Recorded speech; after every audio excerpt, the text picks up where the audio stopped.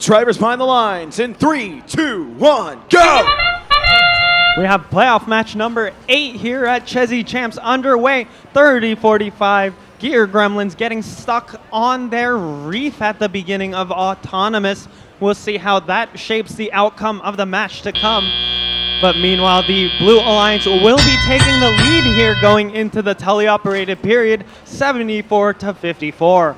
Red Alliance playing a little bit of catch-up here, 44-14. High Tide looking to put a piece of algae up into the net alongside their partners, the Gear Gremlins. Meanwhile, Robotic Eagles working on that. Red Alliance reef bringing coral from the human player and finding branches on which they can put it.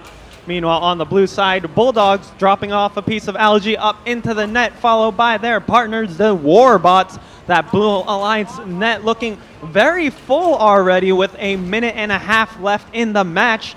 High Tide trying to match with an algae of their own, picking up a piece of coral as well and tossing it up into one of the level 4 branches. The scores are a little bit closer here, but the Blue Alliance is pulling looking to pull away, having 3 robots concentrating on that Blue Alliance reef, putting coral up wherever they can see. Meanwhile, the Robotic Eagles looking to neatly stack pieces of coral onto that level 1 trough for the Red Alliance. That might prove to be useful later on in the game once the trough starts filling up. But the Blue Alliance throwing as many pieces of coral as they can at the reef. Currently not yet filled when it comes to the branches, and managing to balance algae precariously on that Blue Alliance net. Bulldogs also working on that trough for the Blue Alliance as well, popping up pieces of coral into that trough over one another to stack them neatly in nice little rows for the Blue Alliance. Blue Alliance currently ahead around 30 points with 20 seconds left in the match, but Red Alliance doing their best to catch up to the Blue Alliance score. High Tide and the Gear Gremlins putting up pieces of coral each before heading on over to Climb, where they hope to swing this match with 3 robots hooked onto the deep cages. Quicksilver already up in the air. Bulldogs looking to do the same as the match comes to a close. We'll be back with official results in just a moment.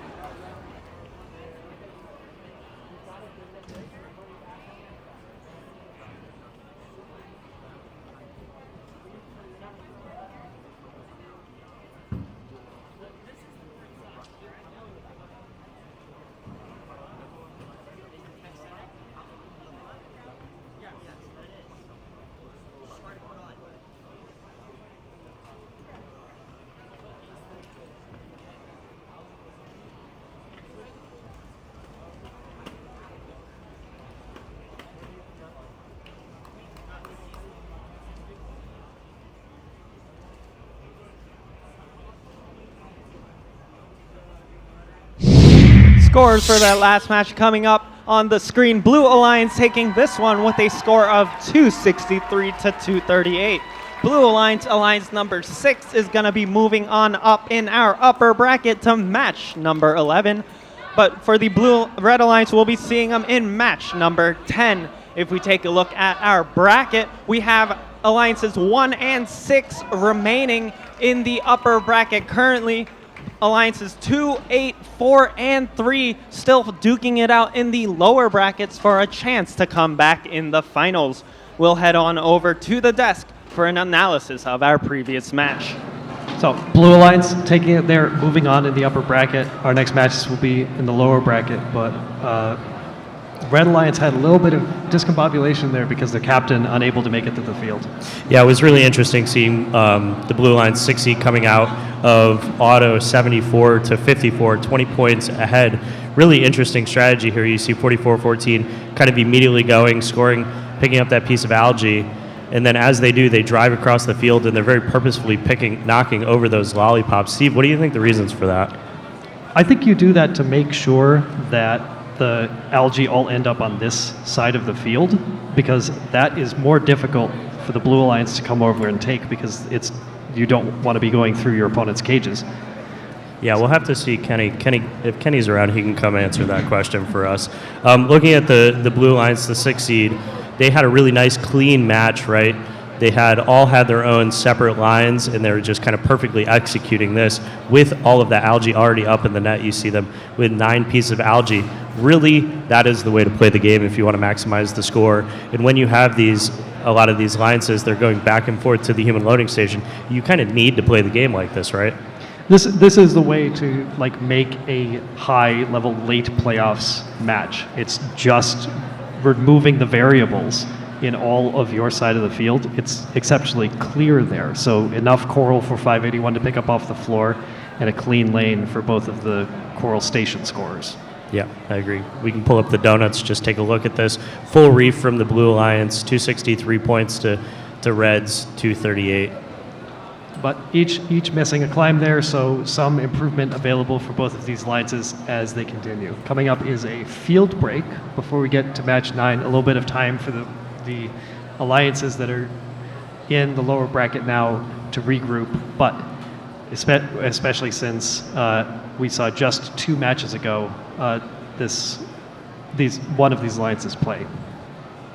That's right. In match number 9, we're going to see the number 4 alliance in red and the number 3 in blue. We expect this to be quite a close match, given they are so close in the standings there.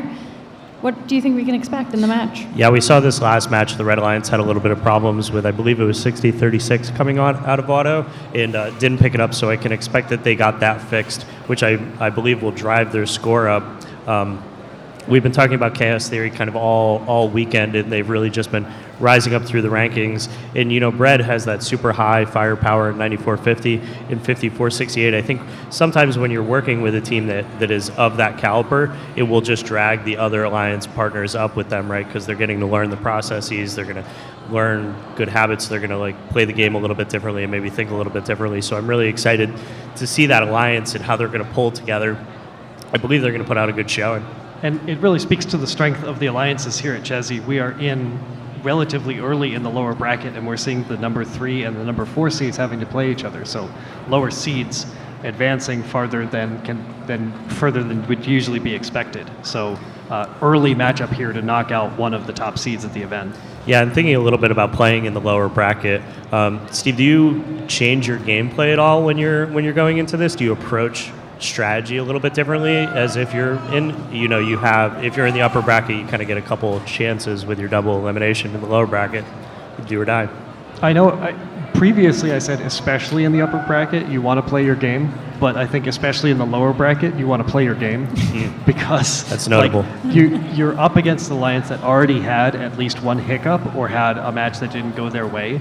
So the best thing that you can do as an alliance that didn't have a match go your way is play your best possible match. If you're totally off the reservation and you're running a strategy that you've never played before, your reward might be slightly higher, but your risk gets, I think, untenable.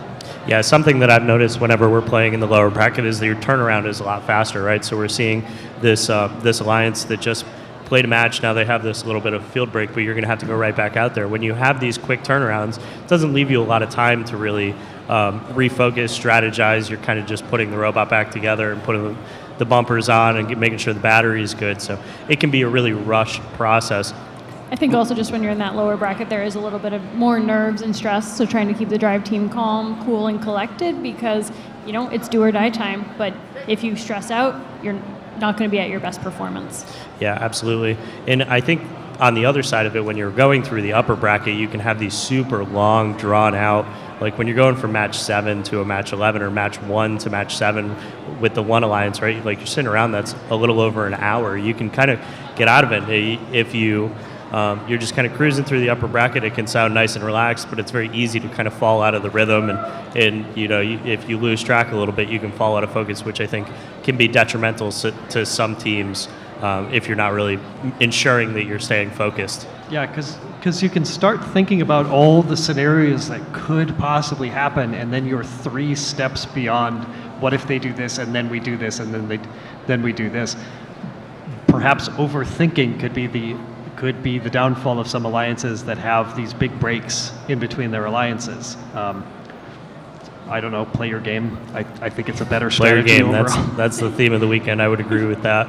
And in keeping with trying to keep the stress levels low for these alliances that have that are in the lower bracket here, let's send it down to the field for them to get ready for their match, be totally ready to play on in the tournament.